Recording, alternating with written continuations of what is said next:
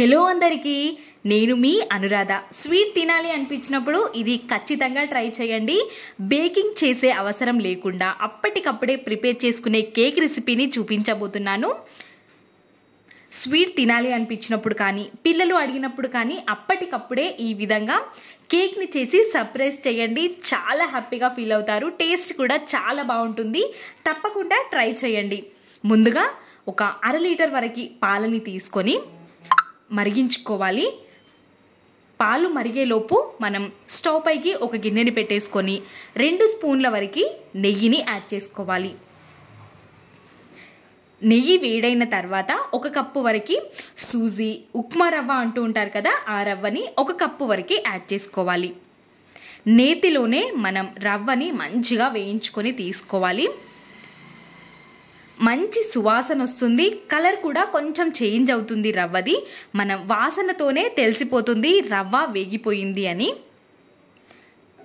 రవ్వ మనకి కొంచెం కలర్ చేంజ్ అయింది, చూసారా? ఈ విధంగా కలర్ చేంజ్ అయిన తర్వాత ఒక గిన్నెలోకి తీసేసుకోవాలి.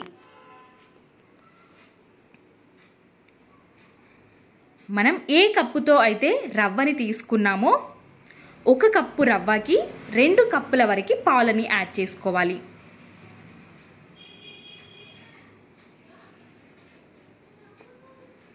మనం ఈ విధంగా కొలిచి తీసుకోవడం వల్ల పర్ఫెక్ట్గా వస్తుంది.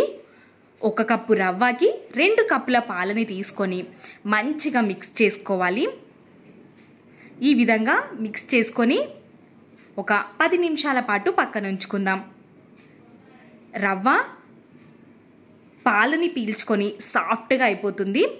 ఆలోపు మనం అదే గిన్నెని స్టవ్ పైకి పెట్టేసుకొని ఇంకొక 2 టేబుల్ స్పూన్స్ వరకు నెయ్యిని యాడ్ చేసుకొని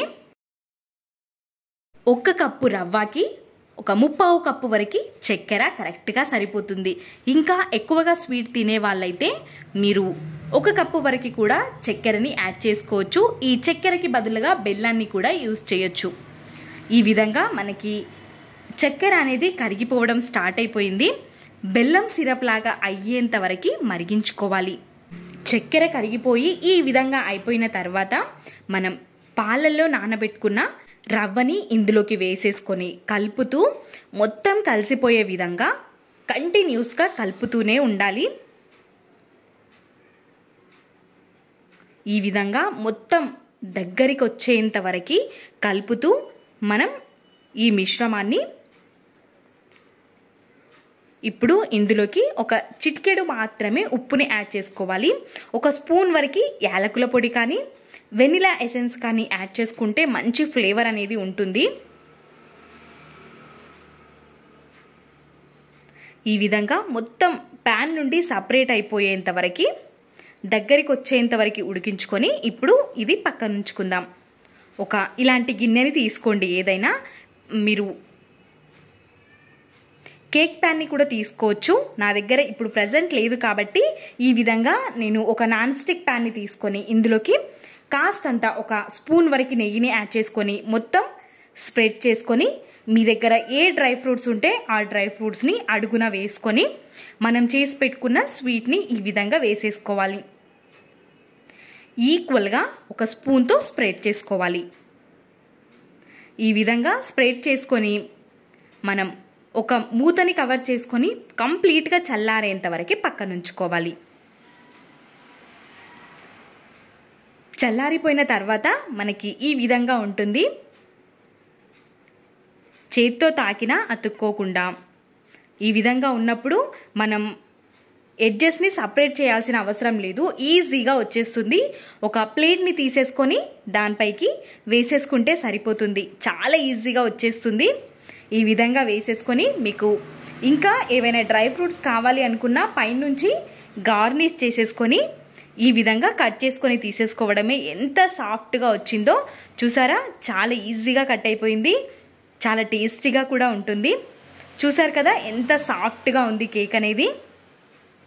తప్పకుండా ట్రై చేయండి. మీకు ఎలా అనిపించిందో మీ వాల్యుబుల్ ఫీడ్బ్యాక్ని కమెంట్ సెక్షన్లో తెలియచేయడం అస్సలు మర్చిపోవద్దు. వీడియో నచ్చితే ప్లీజ్ సబ్స్క్రైబ్.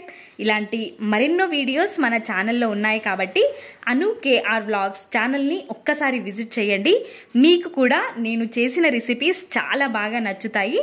ఇప్పటి వరకు చాలా మంచి ఫీడ్బ్యాక్ ఇచ్చారు.